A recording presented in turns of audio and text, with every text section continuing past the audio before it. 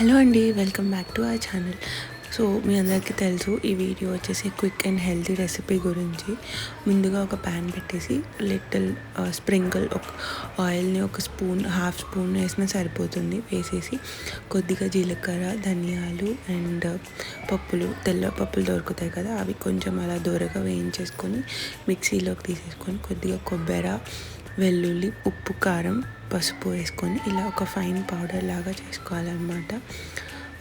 Pulse చేసినా సరిపోతుంది, it's like fine powder ఉన్నా సరిపోతుంది. ఇలా చేసుకోవాలి. అండ్ మళ్ళీ ఇంతకుముందు పెట్టుకున్న ప్యాన్ లైట్గా వేడి చేసి అందులో మళ్ళీ కొంచెం జీరా వేసేసి అవి కొంచెం బాయిల్ అయిన తర్వాత మనం బాగా వాష్ చేసుకొని పక్కన పెట్టుకున్న బ్రోకలీని ఉంటుంది కదా, అది ఈ ప్యాన్లోకి యాడ్ చేసి బాగా మిక్స్ చేయాలి. ఒక 2 to 3 minutes మిక్స్ చేసి ఒక లిడ్ పెట్టేసి ఒక 5 minutes వరకు లో ఫ్లేమ్లో స్టీమ్ చేద్దాం.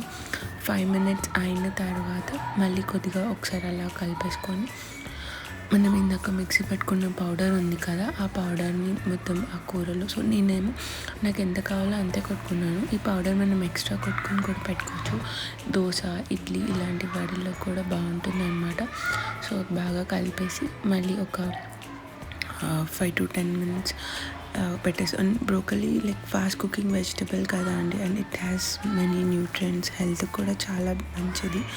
సో మళ్ళీ ఒక 5-10 minutes అలా లిడ్ పెట్టేసుకొని మనం క్లోజ్ చేసుకోవచ్చు. దీస్ డేస్ బ్రోకలీ మనకి చాలా ఫామ్స్లో దొరుకుతుంది, లైక్ మన దగ్గర ఉన్న మార్ట్స్లో. అండ్ రీసెంట్గా నేను మా ఇంటి దగ్గర వెండర్స్ కూడా అమ్ముతున్నారు మార్కెట్లో, సో అక్కడ తెచ్చుకోవచ్చు. అలా అయిపోయింది. నేను మొత్తం సింపుల్గా ఇలా చపాతీతో నేను చేసిన కర్రీ వేసేసుకొని మా డిన్నర్ అయితే కంప్లీట్ చేసుకున్నాం. టేస్ట్ అయితే చాలా బాగుందండి అండ్ హెల్తీ కూడా.